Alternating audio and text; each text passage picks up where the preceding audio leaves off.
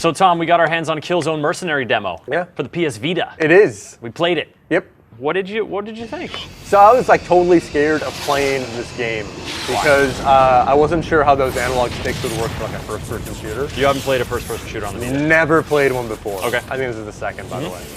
I thought it felt really good. I was impressed. Yeah. Like moving and aiming and shooting and whatever the L button does, aiming down sights. Like that actually feels not as good as the PS3, but it feels comparable. Like you're not going to be cursing the controller, you're going to be just kind of playing the game right away. It didn't quite have the weight that Killzone on the PS3 does, but it also moved better than Resistance Burning Skies, which was the previous first-person shooter I played on the Vita.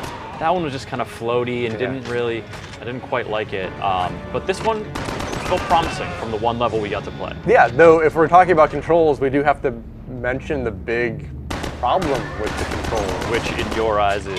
The touchscreen, excessive touchscreen. All right, so for touchscreen, you use it to pick up items, to interact with things in the environment like pull switches and whatnot.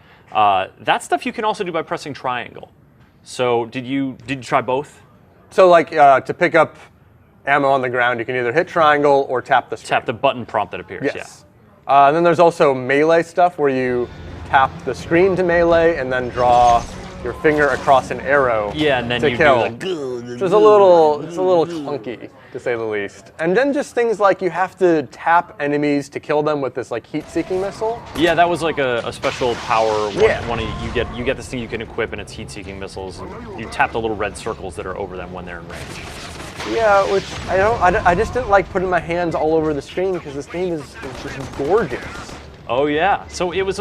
So there's two things, right? It's obstructing your view. Yeah. But then there's also, you're moving. You're doing that. I don't like moving. Yeah, it's like thumb extension is a little awkward. I've found that I would use the triangle button for a lot of that stuff, and then it was just like the only thing you needed to use it for was like this one hacking mini game, but then also like the swipe to kill. Yes. The melee kill, which Swipe to kill. was generally just like whatever. it'll be okay. But in terms of the rest of the controls, like the sprint toggle, I didn't like the crouching stuff. That's all on a button, whereas, you know, like in Killzone on the console, sprint is on a click on the stick, and getting behind cover is, I don't know, that just felt more fluid to me. Like the environmental movement, I liked better on consoles. Yeah, I think they did a very good job for the most part of bringing that movement, but it just shows that there's some limitations, that there's not enough buttons to really do all that they need to. In that kind of comfortable way. And they still kind of forced all that in there, so it kind of feels... I have a question. What? Why didn't they use the back touchpad?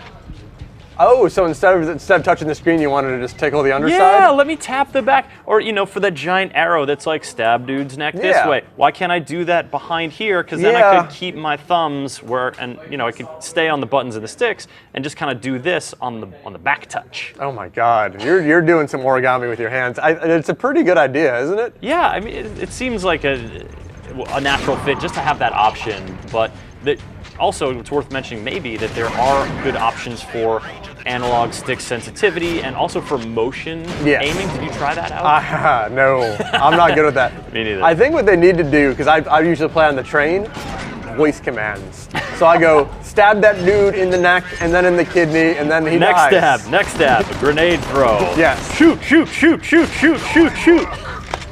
Reload. So that's the next thing they have to add, and I think it's good. Oh, awful. But you still think the game looks beautiful? Yeah, well, I'm not a huge fan of it artistically, but technically, the only thing I play in the Vita, and I play the Vita all the time, is like indie stuff or PS2 remakes or things that don't push the hardware. Yeah. I haven't played anything since Uncharted that looks like this, and I kind of forgot that this is basically a portable PlayStation 3. Yeah, I mean, it looks really sharp. There were numerous occasions, though, for me where it hitched up for a second. Yeah, the frame rate isn't... Do you think that, I think that's maybe a demo thing. I mean, it's hard to tell with this kind of thing what that ultimate tech experience is going to be like. But that was distracting for me, because there were a few times where, like, I was moving to aim, and then there was a hitch, and I shot the wall instead of the guy. But, you know, it's still able to play, to vanquish my enemies, and to feel like I'm playing a legit first-person shooter here on the Vita. So, reason to be optimistic. Oh yeah, I mean, if you like Killzone or you just want a shooter on the Vita, like this is not Call of Duty declassified.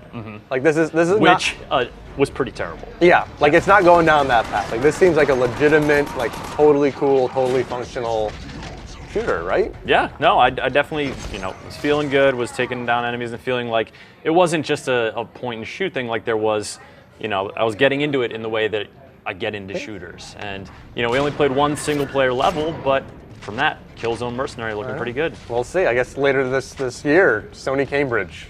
So we'll see. Yeah, cool. Yeah.